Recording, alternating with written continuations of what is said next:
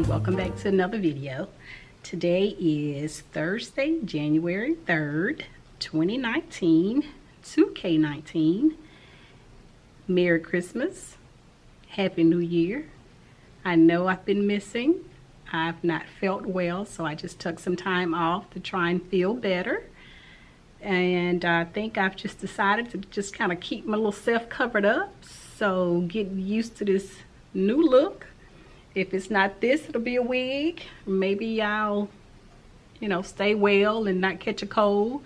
I'm still taking all of my nutrients, my vitamins to boost my immune system. So maybe that'll help as well. But I've been sick like 3 times this school year. So I've been making a more conscious effort to keep the room Lysoled and hands sanitized. Just an effort to get better and to stay well.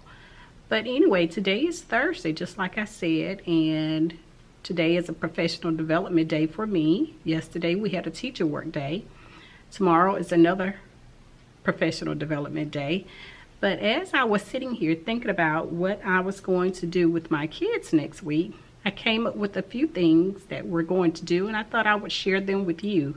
So we'll call these 7 things that you can do in the new year after the holidays are over and you get back in your classroom. And this is the time of year where we just kind of evaluate things and see how things are going and see what needs to be changed. And so that's some of these things here. So if you want to see what 7 things you could do after the winter break, stay tuned. So my name is Pat and I teach first grade in Alabama. If you have not liked, shared, subscribed, click your notification bell. Please do so below. The first thing that you need to do, and I'm sure this is a given, I'm sure this is something that if you're not a first year teacher that you probably do anyway, but one of the things that you need to do is to go over your rules and consequences again. Try and do it for about at least the next week, maybe 2 weeks, just depends on your class, but review all of your rules and consequences. Show them what it sounds like, show them what it looks like, model, have the kids model. So one thing that you want to do is to review your rules and consequences. The other thing you want to do is review those routines. They may have forgotten how to get your attention.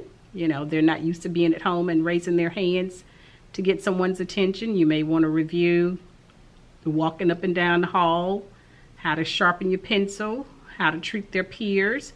So the number 2 thing that you want to do after winter break is review your routines. And I mean all of your routines. If you could think of every routine that you taught at the beginning of the school year, then those are the routines that you need to be teaching again. So just review all of your routines with your students again. Something else that you may want to do is, and this is the 3rd thing, is have them make some goals and set some goals. So this is the time of year where people are making resolutions and setting new goals, and they will probably want to make some new goals as well. It could be a goal to increase reading scores, math scores, to do better at PE, to get along with their classmates. So make that one of the activities that you do with them, setting new goals for this new year. So the 4th thing that you may want to do is have them write about their winter break. They have a lot of talking in them that they need to do and they want to do with their classmates. And if you don't give them a way to get it out of them, they're going to do it anyway. So one way you can have them express themselves about what they did over their winter break is to write. You could put up a different writing prompt each day.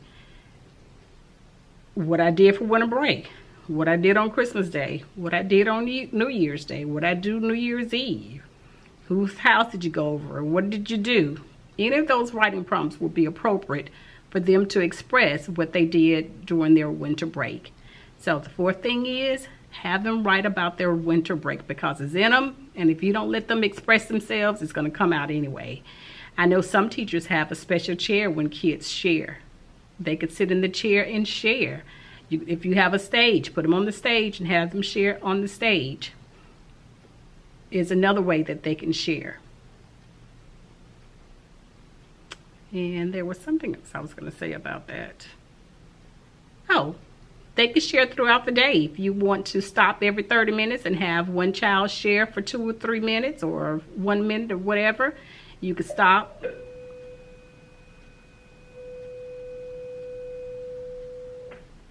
You could pause in one of your lessons and have a child share, or at the end of a lesson before you transition, have someone share. So have your kids share what they did during winter break so that they're not disturbing your class, your lessons, and talking then. Number 5 is to see what supplies needs refreshing. You may be running low in construction paper or handwriting paper or glue. This is a good time to reevaluate, to reassess what you're running low in so that you can restock. If you have allocation money, you can repurchase it with your allocation. If not, you can stop by the school supply store and pick up a pack of construction paper for about 99 cents and you're good to go. Or you can ask parents to send in supplies. Maybe put it in your bulletin that you're running low in glue sticks and ask a parent if they can purchase another glue stick. Could be hand sanitizer. But this is the opportunity. Check to see what you're running low in and restock those things. That is number 5. Then for number 6, you may want to think about reorganizing your small group. Maybe your math centers are not running as smoothly as you want them to. Maybe your reading centers are not where you want them to be. Or maybe just your small group. Sometimes kids have moved up or moved down and your groups need to change. So this is a good opportunity. This is the time now that you may want to reorganize your centers or your small group. That's number 6. And finally, just rethink what's not working. There's some things that we think that we're going to implement at the beginning of the year, and you think about those things and you think, I hadn't used that, and I hadn't used that either. A good example is this chart right here. That's an AR chart, and I'm supposed to move that chart after the kids have reached 20% of after the students have made 20% of their goal. I'm supposed to move their clothespin up. When they reach 40% of their goal, I'm supposed to move the clothespin up a little higher. When they make 60% of their goal, it's supposed to go up a little higher. I've not moved the first clothespin. I've not moved it up the first time. As a matter of fact, the clothespins just got on there about 9 weeks ago at the beginning of our second quarter, which was, I think, about mid-October. So the clothespins just got on there, and I still hadn't moved it up. So that's something that I'm going to consider taking down before the kids get back in here on Monday morning. If there is something that I failed to mention that you do at the beginning of the new year, or at the end of a winter break, or at the end of a long break that I didn't mention, leave me a comment down below. I may need to consider doing that as well. But anyway, I just thought I would jump on to share those things with you. I hope you've had a good winter break. You got some rest and you are rejuvenated, and you reset and you're ready to get in and take out the other half of the school year. That's what it is for me. If you have not hit your like buttons, please hit it and give me a thumbs up. If you've not hit subscribe, click that as well. Click your notification bell so that you're notified of any uploads. Bye-bye.